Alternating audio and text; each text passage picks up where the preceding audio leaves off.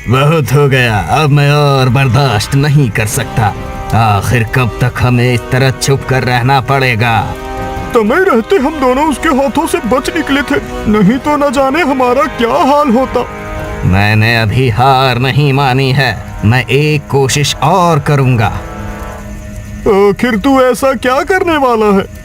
बस तू देखता जा, जो होगा तुझे खुद पता चल जाएगा।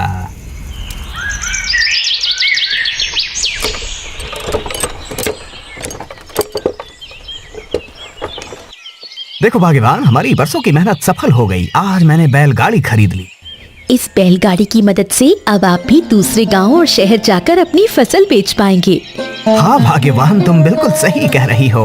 अब मुझे अपने काम के लिए किसी का मुंह नहीं ताकना पड़ेगा।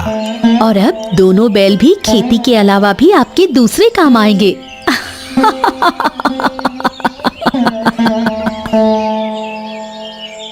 भाग्यवान, अरे ओ भाग्यवान, कहाँ हो? जल्दी इधर आओ। क्या हुआ जी? आप इतनी जोर जोर से क्यों चिल्ला रहे हैं? कहीं कोई पहाड़ टूट पड़ा है क्या? बैलगाड़ी यहाँ नहीं है। तुमने किसी को बैलगाड़ी ले जाने दी है क्या? मैं भला आपसे बिना पूछे किसी को बैलगाड़ी क्यों ले जाने दूंगी? बैलगाड़ी तो सुबह से यहाँ नहीं है। मैंने सोचा कि आपने किसी को बैलगाड़ी दी होगी। हे भगवान, इसका मतलब मेरी बैलगाड़ी कोई चुरा ले गया है। वो बैलगाड़ी मेरे पिताजी की आखिरी निशानी थी। अब मैं क्या करूं? कैसे उस बैलगाड़ी को ढूंढूं? आपने बैलगाड़ी की रखवाली के लिए जो नौकर रखा हुआ था, वो कहीं दिखाई नहीं दे रहा। कहीं वही बैलगाड़ी चुराकर तो नहीं भाग गया? नहीं नहीं, वो बहुत ही ईमानदार है, वो ऐसा कभी नहीं कर सकते। तो फिर वो गया कहाँ? आज कहीं दिखाई क्यों नहीं दे रहा? पहले भी आपके नौकर आपको धोखा दे चुके हैं। मैं उनके बारे में कुछ नहीं जानता मालिक। मैं सिर्फ इतना जानता हूँ कि वो दो लोग थे। रात के समय जब मैं सो रहा था, तब अचानक उन्होंने मुझ पर हमला कर दिया। सबसे पहले उन्होंने मेरे मुंह पर कपड़ा बांधा और उसके बाद मेरे हाथ पैर रस्सी से बांधकर मुझे घास के ढेर में छुपा दिया। उसके बाद उन्होंने क्या किया, मुझे उसके बारे में कुछ भी मालूम नहीं है मालिक। जिन्होंने मेरी बैलगाड़ी चुराई है, उनका मकसद चोरी करना नहीं था, बल्कि वो मुझसे किसी बात का बदला ले रहे थे। आप ऐसा कैसे कह सकते हैं जी? मैं ऐसा इसलिए कह रहा हूँ क्योंकि मेरी बैलगाड़ी बहुत पुरानी थी, जिसकी कीमत ना के बराबर है।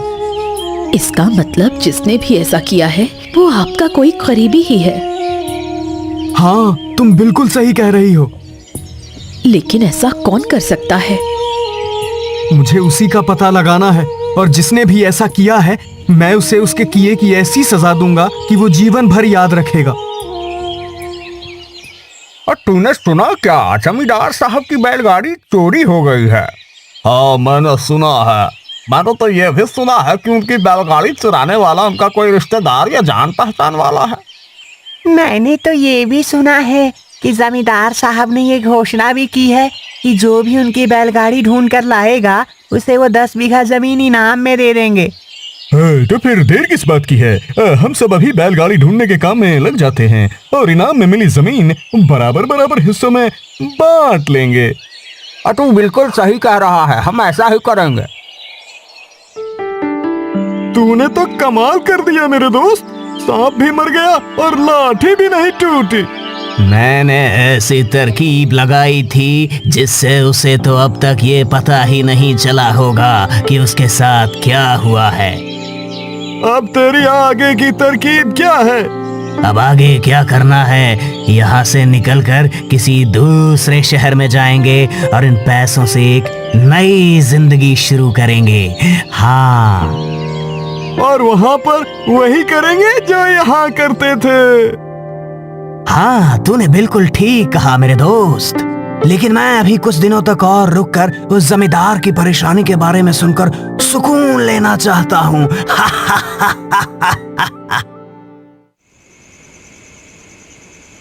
इस बैलगाड़ी ने तो हमारी किस्मत बदल कर रख दी है। जब से मैंने ये बैलगाड़ी खरीदी है, तब से मेरी कमाई दोगुने से भी ज्यादा बढ़ गई है। आप बिल्कुल सही कह रहे हैं जी। मुझे तो लगता है कि अब बहुत ही जल्द हम इस गांव के अमीर लोगों की तरह ही अमीर बनने वाले हैं। हाँ भाग्यवान, अगर ऐसा चलता रहा तो बहुत ही जल्द अमीर लोगों में हमारा नाम शुमार हो जाएगा। फिर हमारे पास भी हवेली, तांगा और एक कुआं होगा। हाँ भाग्यवान, बिल्कुल ऐसा ही होगा। मालिक, बैलगाड़ी चुराने वाले चोरों की अब तक कोई खबर नहीं मिली। पिताजी, आज पूरे 1 महीने हो गए, लेकिन मैं बैलगाड़ी को नहीं ढूंढ पाया। मुझे ऐसा लगता है जैसे अब आपकी बैलगाड़ी दोबारा कभी इस घर में नहीं आ पाएगी। ऐसा क्या खास है उस बैलगाड़ी में जो उसके लिए आप इतना परेशान हो रहे हैं जी? अरे भाग्यवान, तुम्हें नहीं पता, आज मेरे पास जो कुछ भी है, ये जमीन जायदाद, ये हवेली, तुम्हारे गहने, सब कुछ उसी बैलगाड़ी की वजह से ही है। अगर वो ना होती तो आज ये सब कुछ मेरे पास नहीं होता। वो कैसे जी? मैं आपकी बात समझी नहीं। ये उन दिनों की बात है जब मेरी माँ और मेरे पिताजी दूसरे गांव के एक बहुत बड़े जमींदार के खेत में मजदूरी किया करते थे। तब मेरा जन्म भी नहीं हुआ था। काम करते करते सुबह से दोपहर हो गई। अब मुझे बहुत भूख लगी है। आप भी चलकर खाना खा लीजिए और थोड़ा आराम भी कर लीजिए, उसके बाद काम करेंगे। नहीं, मैं अभी आराम नहीं कर सकता, अभी बहुत काम बाकी है। तुम जाओ और आराम कर लो, मैं थोड़ी देर में आता हूँ।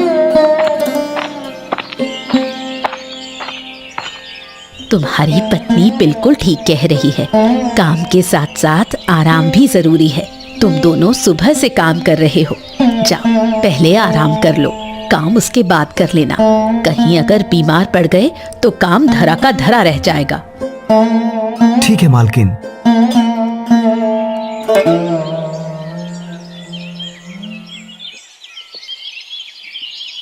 मालकिन, आज का काम हो गया। तुम दोनों बहुत ही मेहनती और ईमानदार हो। जब से तुम और तुम्हारी पत्नी मेरे खेतों में काम करने लगे हो, तब से मेरी खेती का कोई भी काम अधूरा नहीं रहता, सब समय से पूरा हो जाता है। ठीक है मालकिन, अब हम दोनों जाते हैं। सुनो, तुम्हारे लिए मेरे पास एक और काम है।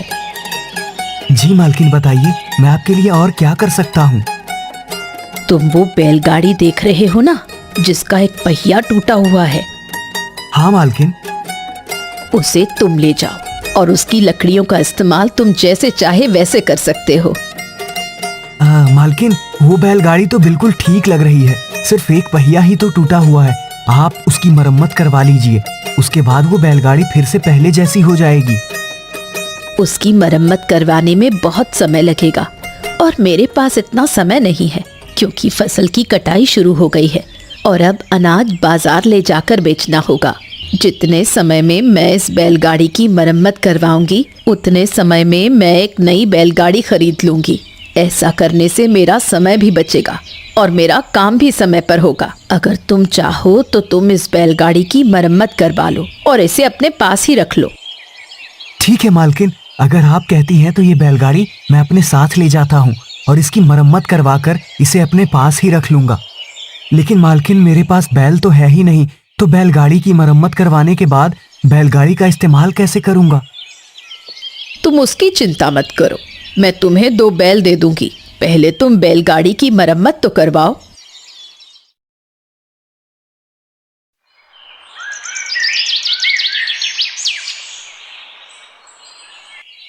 यही है वो बैलगाड़ी जिसकी तुम्हें मरम्मत करनी है। ठीक है, मैं जल्द से जल्द इस बैलगाड़ी की मरम्मत कर दूंगा। हथौड़ा चला के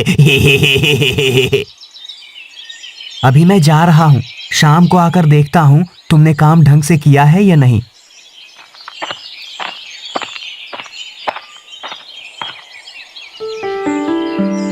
भाई, अभी कितना और काम बाकी है? बैलगाड़ी का पहिया फिर से बनाने और बैलगाड़ी की मरम्मत करने में बहुत समय लगेगा। मैं सुबह से काम करके बहुत थक गया हूँ, अभी अपने घर जा रहा हूँ। कल सुबह आकर फिर से काम शुरू कर दूंगा। तुम्हें चाहे जितना समय लगे, लेकिन बैलगाड़ी की मरम्मत अच्छे से करवाना, किसी भी तरह की कमी नहीं रहनी चाहिए। आप चिंता ना करिए मालकिन, मुझ पर भरोसा रखिए, मैं इस बैलगाड़ी को नई जैसी बना दूंगा।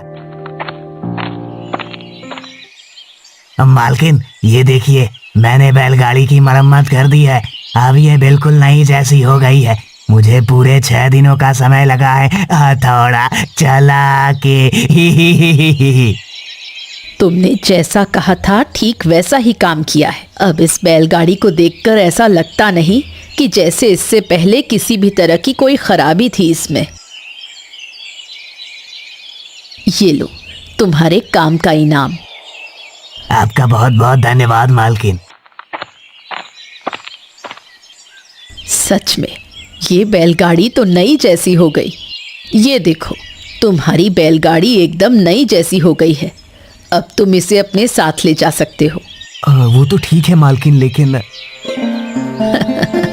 मैं समझ गई तुम क्या कहना चाहते हो। तुम गौशाला जाओ और तुम्हें जो 2 बैल अच्छे लगे उन्हें अपने साथ बैलगाड़ी खींचने के लिए ले जा सकते हो। मालकिन, आपने मुझ पर बहुत बड़ा एहसान किया है। मैंने तुम पर कोई एहसान नहीं किया। ये तुम्हारी मेहनत और ईमानदारी का इनाम है। आपका बहुत बहुत धन्यवाद मालकिन। बस अब तुम जल्दी से नए काम में लग जाओ। ठीक है मालकिन, जैसा आप कहो। मालकिन कितनी अच्छी है ना। उन्होंने हमें आगे बढ़ने का मौका दिया है।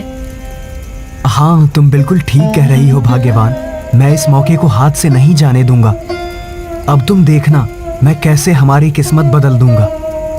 मैं भी आपका पूरा साथ दूंगी जी। उस दिन के बाद मेरे पिताजी ने खूब मेहनत की और तरक्की करते चले गए। उनकी मेहनत का ही नतीजा है कि आज मैं इतना बड़ा जमींदार हूँ। मुझे माफ कर दीजिए जी। मुझे उस बैलगाड़ी की अहमियत के बारे में नहीं पता था।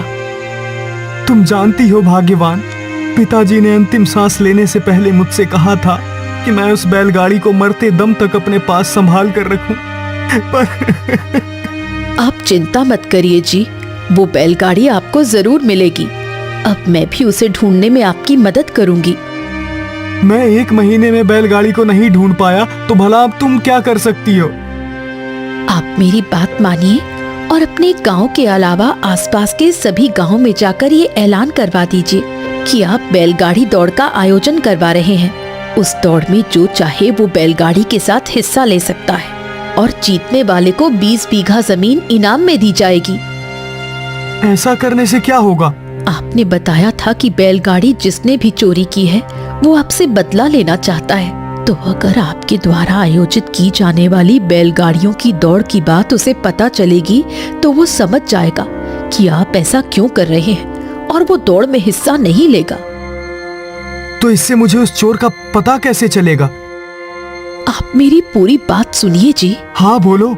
आयोजन के दौरान आप अपने नौकरों और सेवकों को आसपास के सभी गांवों में ये देखने के लिए भेज देना कि किस घर के बाहर बैलगाड़ी खड़ी है, और आपके किसी भी नौकर या सेवक को किसी भी घर के बाहर खड़ी बैलगाड़ी मिलती है तो आप समझ जाना कि वो बैलगाड़ी आप ही की होगी, क्योंकि बाकी की सभी बैलगाड़ियां यही होगी।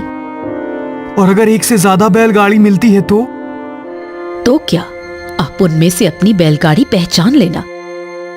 लेकिन मालकिन, अगर उस चोर ने बैलगाड़ी किसी और को बेच दी होगी तो फिर क्या होगा? अगर उसने ऐसा किया होगा तब तो और भी अच्छी बात है। मैं कुछ समझा नहीं। आप भी ना, आपको हर एक बात विस्तार से बतानी पड़ती है। जरा सोचिए, अगर उस चोर ने किसी को बैलगाड़ी बेची होगी तो उसने उसे ये तो नहीं बताया होगा कि वो बैलगाड़ी उसने आपके यहाँ से चोरी की है। अब मैं तुम्हारी सारी बात समझ गया भाग्यवान। अगर उस व्यक्ति को दौड़ के आयोजन की बात पता चलेगी तो वो बैलगाड़ी लेकर आयोजन में हिस्सा लेने जरूर आएगा, और फिर मैं अपनी बैलगाड़ी पहचान कर उससे अपनी बैलगाड़ी वापस ले लूंगा। अब आप मेरी बात समझ गए हैं जी। भोला, तुम अभी जाओ और आरती ने जैसा जैसा कहा है ठीक वैसा ही आसपास के सभी गांवों में ऐलान कर दो, और ध्यान रहे एक भी गांव या घर छूटना नहीं चाहिए। जी मालिक, आपने जैसा कहा है मैं वैसा ही करूंगा। सुनो सुनो सुनो, हमारे गांव के जमींदार भूपेश जी बैलगाड़ियों की दौड़ का आयोजन करवा रहे हैं। जिस किसी के पास भी बैलगाड़ी है वो उस आयोजन में हिस्सा ले सकता है। जीतने वाले को जमींदार साहब 20 एकड़ जमीन इनाम में देंगे। सुनो सुनो सुनो। अरे वाह, तब तो बैलगाड़ियों की दौड़ में मैं ही जीतूंगा।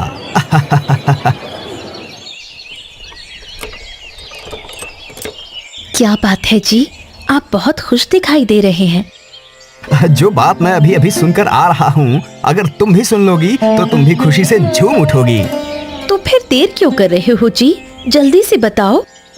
अरे भाग्यवान, जमींदार साहब बैलगाड़ियों की दौड़ का आयोजन करवा रहे हैं और जीतने वाले को 20 बीघा जमीन इनाम में दे देंगे और मैं उस दौड़ में जरूर हिस्सा लूंगा।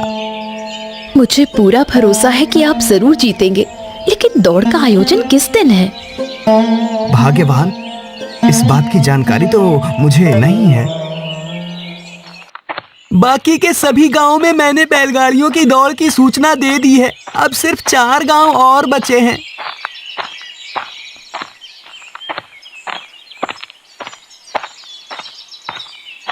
ए भाई, तुम इस वक्त इस घने जंगल में अकेले क्या कर रहे हो? मेरे मालिक बैलगाड़ियों की दौड़ का आयोजन करवा रहे हैं। बस उसी का ढिंढोरा पीटने पड़ोस वाले गांव जा रहा हूँ भाई। अगर तुम्हारे पास बैलगाड़ी हो तो आयोजन में हिस्सा लेने आ जाना। आज से ठीक 4 दिन बाद दौड़ आयोजित की जाएगी। ठीक है भाई, हम जरूर आएंगे।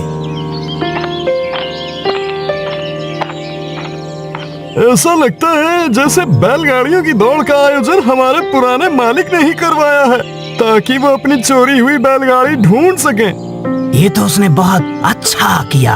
हम सभी जाकर उससे उस दौड़ के बारे में बताते हैं। तुम इन सब में क्यों समय बर्बाद कर रहे हो? ऐसा करके मैं समय बर्बाद नहीं कर रहा, बल्कि हमारे लिए रास्ता साफ कर रहा हूँ। भला वो कैसे?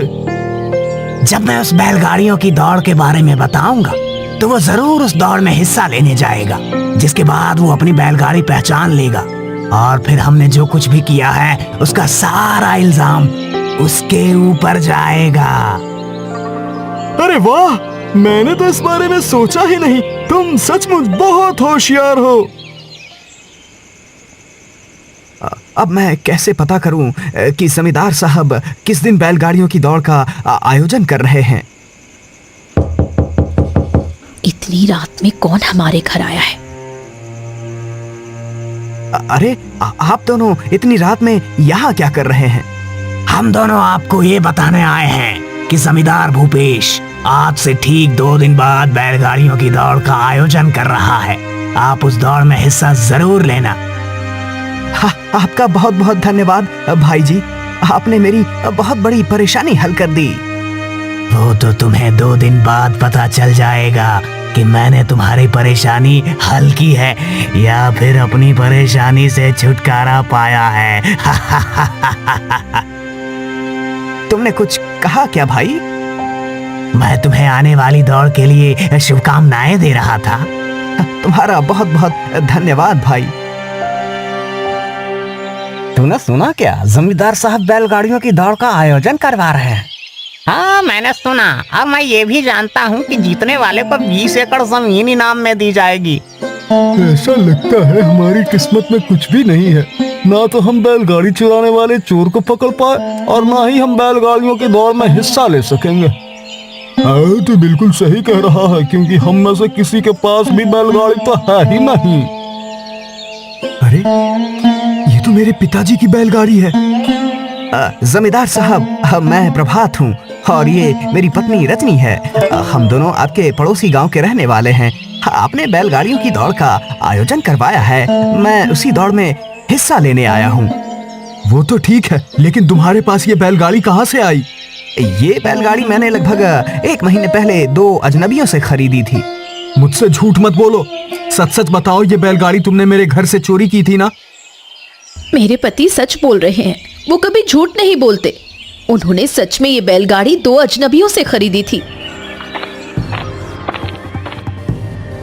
मैं ऐसा नहीं कह रही हूँ, लेकिन आप खुद ही सोचिए कि अगर मेरे पति ने ये बैलगाड़ी आपके यहाँ से चुराई होती तो क्या वो दौड़ में हिस्सा लेने के लिए बैलगाड़ी लेकर यहाँ आते? अगर तुम सच बोल रहे हो तो फिर उनके नाम बताओ। उनके नाम हैं आशुतोष और विवेक। ये तो वही दोनों हैं जो नौकर बनकर मेरे घर रह रहे थे और चोरी करते हुए मैंने उन्हें रंगे हाथों पकड़ा था, लेकिन वो दोनों मुझसे बचकर भाग निकले थे। इसका मतलब उन्होंने मुझसे बदला लेने के लिए ये सब किया है। ये आप क्या कह रहे हैं? मैं कुछ भी नहीं समझ पा रहा हूँ। मुझे माफ कर दो भाई, मैंने तुम्हें गलत समझा। जिनसे तुमने ये बैलगाड़ी खरीदी थी वो दोनों चोर हैं और उन्होंने ये बैलगाड़ी मेरे घर से चुराई थी। मैं आपकी बात पर भरोसा क्यों करूं? आप मेरे पति की बात पर भरोसा कीजिए भैया। उन्होंने इसी बैलगाड़ी को ढूंढने के लिए बैलगाड़ी की दौड़ का आयोजन किया था। ये बैलगाड़ी उनके पिताजी की आखिरी निशानी है। आप यहाँ बैलगाड़ी वापस कर दीजिए और आपको बदले में जो कीमत चाहिए वो मैं आपको देने को तैयार हूँ। अगर ऐसी बात है तो फिर आप ये बैलगाड़ी ले लीजिए और बदले में मुझे कुछ भी नहीं चाहिए। मैं जानता हूँ कि तुम एक गरीब आदमी हो और तुमने पाई पाई जोड़कर ये बैलगाड़ी खरीदी होगी, इसलिए मैं तुम्हें एक नई बैलगाड़ी खरीदने के लिए पैसे दूंगा।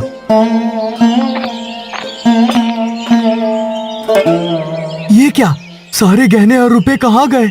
इसका मतलब वो दोनों बैलगाड़ी के साथ साथ गहने और रुपए भी चुरा कर ले गए थे। अब मैं क्या करूं? एक काम करता हूँ, उस गरीब को 20 बीघा जमीन के कागज दे देता हूँ। उन दोनों का क्या करना है, कैसे करना है, उसके बारे में बाद में सोचूंगा। क्या बात है जी, बैलगाड़ी वापस मिल जाने के बाद भी आप खुश नहीं हैं, बल्कि परेशान लग रहे हैं। तुम बिल्कुल सही कह रही हो भाग्यवान, मैं बहुत परेशान हूँ क्योंकि वो चोर बैलगाड़ी के साथ साथ हमारा सारा धन और दौलत भी लूट कर ले गए हैं। अगर ये बात गांव वालों को पता चल गई तो हमारी बहुत बदनामी होगी। मैं उन दोनों के बारे में अच्छी तरह से जानता हूँ, वो दोनों बहुत ही लालची हैं। अगर ऐसी बात है तो उन दोनों को पकड़ने की तरकीब मेरे पास है। लालच ही लालची को फंसाता है। मैं तुम्हारी बात समझ गया। अभी भोला से कहकर आसपास के सभी गांवों में ये अफवाह फैला देता हूँ कि मुझे अपने खेत में एक बहुत बड़ा खजाना मिला है जो घर में ही रखा हुआ है। आपकी योजना बहुत अच्छी है जी। आपकी ये अफवाह सुनकर वो दोनों चोर जरूर एक बार फिर यहाँ चोरी करने आएंगे और इस बार आपके बिछाए जाल में फंस जाएंगे।